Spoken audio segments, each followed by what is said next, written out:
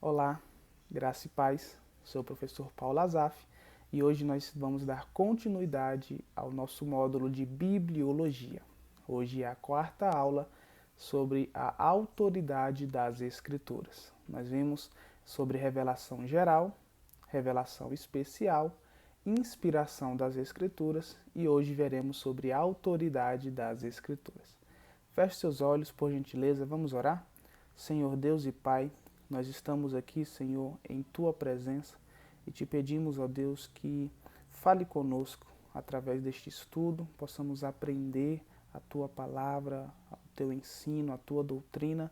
Ajude-me como professor, ajude-os como alunos e que o Teu nome seja glorificado através desta aula. Em nome de Jesus, amém e graças a Deus. Amém? Então, como foi dito, nós vamos ver sobre a autoridade da Escritura Sagrada. E a autoridade da Escritura não depende do testemunho de qualquer homem ou até mesmo da igreja, mas depende unicamente de Deus, que é o seu autor e é o seu criador. Portanto, a Bíblia tem de ser recebida porque o próprio Deus dá testemunho dela. O testemunho dos homens e o testemunho da igreja é decorrência do próprio testemunho que Deus dá a respeito da palavra dele. Por isso, essa é a razão pela qual a Escritura deve ser crida e obedecida, não porque homens a reconheceram, não porque a igreja a reconheceu, mas porque o próprio Deus fala a respeito dela. A autoridade da Escritura vem do próprio Deus, não da igreja, não de homens, mas do próprio Deus.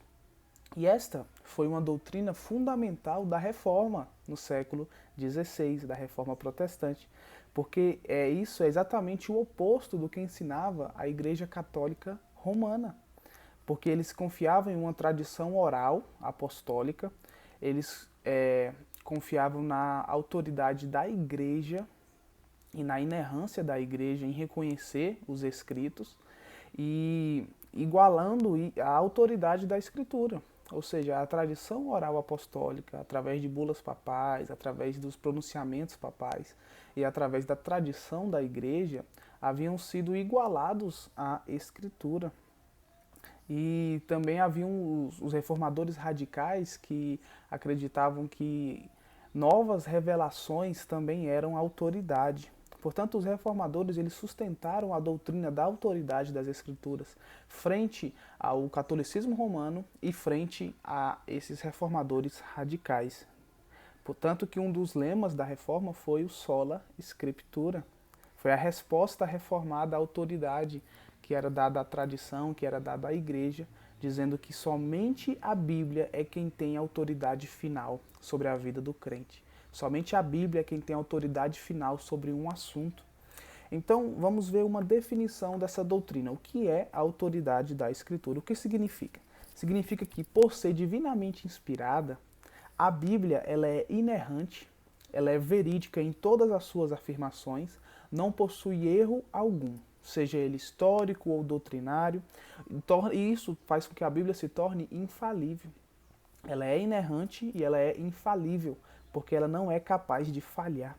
E, portanto, é autoritativa. Se a Bíblia é inerrante, ela é infalível, ela é também autoritativa, é autoridade em todo o seu conteúdo. As Escrituras são a fonte suprema, é através dela que a autoridade de Deus também é demonstrada a nós. Ela estabelece autoridade sobre qualquer assunto, onde a Bíblia fala, todo homem se cala. Portanto, a única regra infalível de fé e de prática de um crente não são os concílios da igreja, não é a tradição da igreja, mas a palavra do Deus vivo. E nós temos algumas evidências bíblicas a respeito da autoridade da Escritura. A primeira delas é o atestado do próprio Jesus. Jesus atesta a autoridade das Escrituras do Antigo Testamento, que é a que havia na sua época. Primeiro, pelo modo como ele próprio acaba com as discussões ao dizer está escrito. Ele diz está escrito lá em Mateus capítulo 4, na tentação no deserto que ele sofre por Satanás, ele acaba com a discussão dizendo está escrito, está escrito, está escrito. Qualquer controvérsia acaba quando ele diz está escrito. E também Jesus adverte a respeito dos erros decorrentes do desconhecimento da Escritura. Lá em Mateus 22, 29 ele diz: errais não conhecendo as Escrituras. E também Jesus afirma explicitamente a sua autoridade, dizendo: a Escritura não pode falhar. João 10, 35. Portanto, a primeira evidência bíblica é que o próprio Senhor Jesus falou a respeito da autoridade da Bíblia. E em segundo lugar, nós temos também a autoridade apostólica, porque o apóstolo Paulo afirma a autoridade do Novo Testamento e do Antigo Testamento, e ele faz isso ao agradecer pelos Tessalonicenses em terem recebido as suas palavras, não como palavra de homens, e sim como em verdade é a palavra de Deus, a qual com efeito está operando eficazmente em vós, os que credes. 1 Tessalonicenses 2,13. Portanto, veja como Paulo diz: vocês não receberam como palavra de homens, e sim como palavra de Deus, como é. E o apóstolo Pedro, ele também reconhece que os escritos de Paulo tinham a mesma autoridade das demais escrituras, lá em 2 Pedro 3, 15 e 16. Portanto, a autoridade da Escritura provém da autoridade do Espírito Santo que inspirou homens a escrevê-la. Portanto, o ensino de Jesus e também o ensino dos apóstolos demonstra, é uma evidência bíblica da autoridade da Escritura. Em terceiro lugar, temos também as profecias cumpridas, porque muitas coisas, assim, tudo o que os profetas disseram, anteciparam, movidos pelo Espírito Santo, foi cumprido detalhadamente. O Senhor Deus muitas vezes se antecipou ao falar o que iria acontecer, seja sobre as nações vizinhas, seja sobre o povo de Israel. Muitas profecias da Bíblia foram cumpridas e as que não foram ainda é porque serão cumpridas ainda um dia. E as que não foram cumpridas, nós temos a garantia de que elas serão cumpridas, porque as outras, as demais, a grande maioria, também já foi. Portanto, as profecias cumpridas também são evidência da autoridade da Escritura. E também nós temos a própria veracidade da Escritura como evidência bíblica, porque é surpreendente, irmãos, o fato de um livro como a Bíblia, que trata de assuntos tão variados, tão profundos, não conter erros. Por mais que sejam procurados, porque a Bíblia ela tem sido investigada ao passar do tempo, ao decorrer do tempo, não só por pessoas que a amam e que servem a Deus, mas por milhares de pessoas que são contrários a Deus, inimigos de Deus, e nenhum deles consegue acabar ou fazer com que a autoridade da Escritura não seja verdadeira, achando alguma controvérsia, achando alguma contradição. Ninguém até hoje conseguiu. Por quê? Porque, na verdade, as descobertas arqueológicas, as descobertas históricas dos últimos séculos, em vez de definhar a autoridade da Escritura, têm confirmado a autoridade da Escritura com o passar do tempo.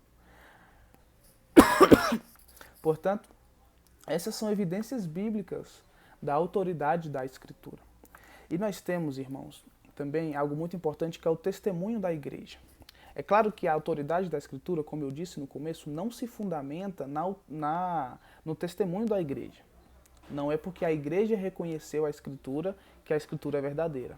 Não, mas é também importante a igreja reconhecer a Escritura, porque é a igreja que vai demonstrar e ensinar as evidências da autoridade da Escritura, vai anunciar a excelência do seu conteúdo, a eficácia de suas doutrinas, a extraordinária unidade, a harmonia. É a igreja quem vai pregar a palavra de Deus. Portanto, mesmo a autoridade da Escritura não ser fundamentada no testemunho da igreja, é muito importante a igreja testemunhar sobre a excelência da Escritura.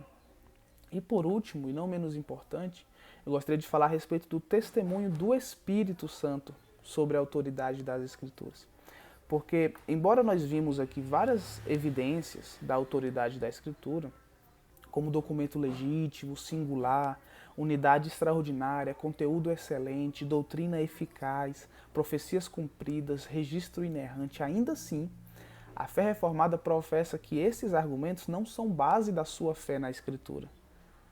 Não são esses argumentos que são a nossa base. O testemunho da igreja com relação à excelência da Escritura é pela fé. É uma questão de fé. O crente é persuadido pela autoridade da Escritura por meio do testemunho interno do Espírito Santo. É o Espírito Santo, se alguém crê na autoridade final da Escritura, não é porque ele foi convencido das evidências, apesar de que são muitas, mas não foi por isso. É porque o Espírito Santo internamente tocou em seu coração. Se alguém crê na autoridade da Escritura como regra final de fé e prática, o faz como resultado da ação do Espírito Santo. Essa persuasão não significa que é uma nova revelação do Espírito, não é isso. Mas é uma ação do Espírito Santo em uma pessoa, iluminando o seu coração e a sua mente, que estão em trevas por causa do pecado, regenerando, fazendo uma nova criatura, e então, através disso, remove o véu que estava o cegando, remove a incredulidade do seu coração e permite que a pessoa reconheça a autoridade da Escritura.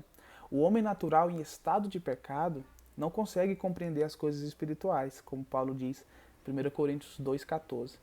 E também em 2 Coríntios 4, do 3 ao 6, Paulo também é muito claro nessa afirmação.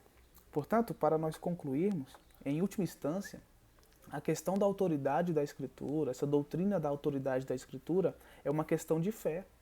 Nós cremos na origem da Bíblia, cremos que ela é palavra de Deus inspirada pela fé. Temos muitos argumentos bons em relação a isso, mas não são por causa dos argumentos que nós cremos. Porque nós cremos porque o Espírito Santo testemunha internamente em nós. E, por outro lado, as pessoas que confiam na ciência também o fazem por fé. Não é porque elas são mais racionais, elas são mais inteligentes, usam mais o cérebro, não. A confiança na ciência também é uma questão de fé. E, na verdade, as evidências em favor da autoridade das Escrituras são muito maiores do que as evidências em relação à confirmação e autoridade da ciência. Porque para conferir essa informação é só você folhear qualquer livro científico de alguns anos atrás e você vê como ele ficou desatualizado, como ele ficou para trás, porque novas descobertas puseram fim às descobertas antigas ou fizeram com que caducasse as descobertas antigas. Já a Bíblia não. Ela não precisa de atualização. A Bíblia não precisa ser atualizada, não precisa de uma nova edição, corrigindo os erros, como alguns livros precisam. A Bíblia não precisa disso. O real confronto nessa questão se encontra, na verdade, em uma batalha entre a autoridade de Deus e a autoridade dos homens. Esse é o grande confronto aqui, porque nós temos fé na Escritura ou temos fé nos homens? Nas tradições humanas, nas emoções humanas, na razão humana ou na palavra de Deus? Quem tem a última palavra, Deus ou os homens? Por isso que a Bíblia é a autoridade, porque a última palavra ela é de Deus.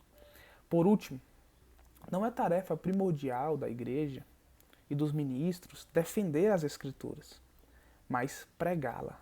Nós precisamos pregar a Escritura, fazer com que ela seja entendida, declarar o que está sendo pregado nela, anunciando o seu excelente conteúdo. Como diz Charles Spurgeon, nós não precisamos defender um leão quando ele está sendo atacado. Tudo o que você precisa fazer é abrir a porta e deixá-lo livre.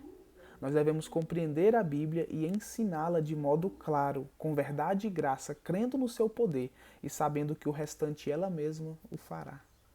A própria Bíblia se defende, ou melhor, o Espírito fará por meio dela. Portanto, nós não precisamos defendê-la, porque ela é como um leão. Nós precisamos só explicá-la, deixá-la livre, deixá-la solta, porque assim ela faz o que lhe apraz.